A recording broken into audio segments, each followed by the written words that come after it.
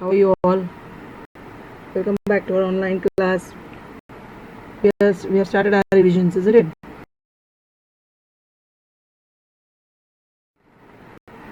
Okay, Unit 8, 9th class children, last lesson. Little explanation I have given. Following sentences and observe the underlined words. I don't eat, drink, or lean over to tie my shoelace. Just remember reaching out for the new drink. In first sentence, drink means take in or consume. In second sentence, drink means beverage. The word drink is homonym. A homonym is a word that is spelled and pronounced like any other word but has a homonyms in English: address, band. The first list: cellar, cellar. Cellar means basement. The building's down floor, last floor under the ground is called cellar. Seller who sells things, SCLLER. The word pronunciation is the same, so the difference is in the meaning. Illusion. Capital. Symbol, complement. List 2. Border. Council. Jeans. The hereditary genes in us. Jeans pant which you wear as a trouser. Bridle, inside. Third one, wine. Mall. Muscle. Slay, slide. Course. Bat. Match, mean, right. Now we'll see few more examples so that it will be clear what is homonyms. I think you have done it. Address means to speak to or to location. Air, oxygen, or a relating tune. Arm, part, body part, hand. Arm means division of company also. Band, a musical group is called band. Band means even a ring. Bark, a tree's outlayer or a sound of dog. Bat, an implement used to hit a ball or a nocturnal flying mammal. Bird is also bat, isn't it? The bat ball which we play is called bat.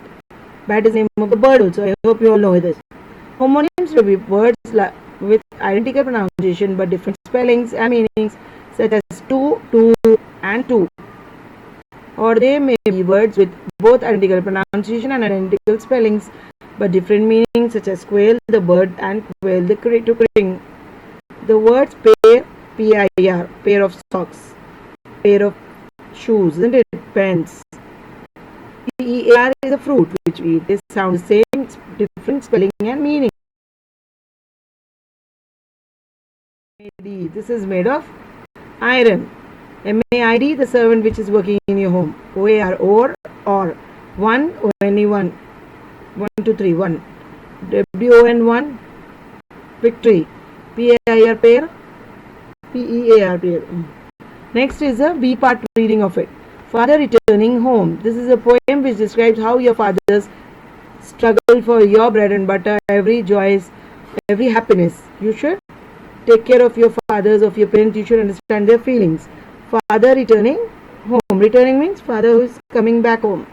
He was traveling or he stays somewhere else for job. Now he is coming to home. In that way the poem is written. My father travels on the late evening train, standing among silent commuters in the yellow light. He comes every day by train. He goes to job. He comes late night evening in a train. Okay, he stands silently with commuters, means people standing around him in yellow light. Suburbs slide past his unseeing eyes. His shirt and pants are soggy and his black raincoat, stained with mud, and his bag stuffed with books, is falling apart. His eyes dimmed by age fade homeward through the humid monsoon night. Now I can see him get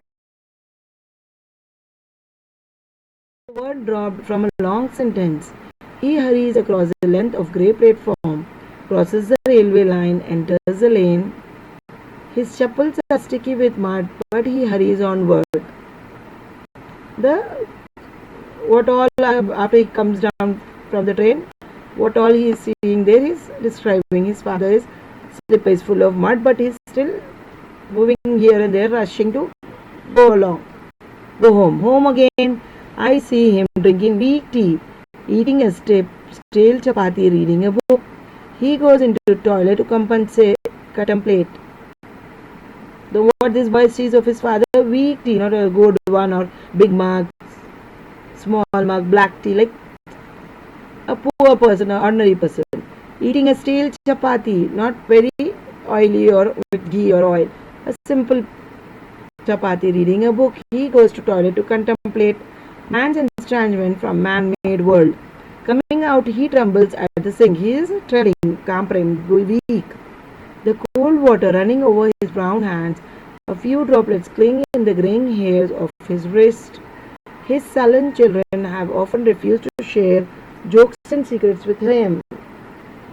He will now go to sleep. Now he is tired. He had his chapati, his tea. He went to a washroom and now he is going to sleep. He is weak. His children have grown up. They don't have time and they don't even share jokes and secrets with him. The father is tired. He came from work. Now he is going to sleep. Static on the radio, dreaming. He is listening to light music on the radio and about to sleep, of his ancestors and grandchildren, thinking of nomads entering a subcontinent through a narrow pass. This poem is written by Dilip Chitre. Now we'll see the homework for today. Is the father comfortable on the train? Second question. What does the dress of father indicate? Third question. A word dropped from a long sentence. What does it refer to? How can you say that father is in a hurry or to go to home? Okay, children, understand the poem, read it properly 2 to 3 times and answer the question answers by 6 in the evening. Assalamu alaikum. Thank you. See you in next class.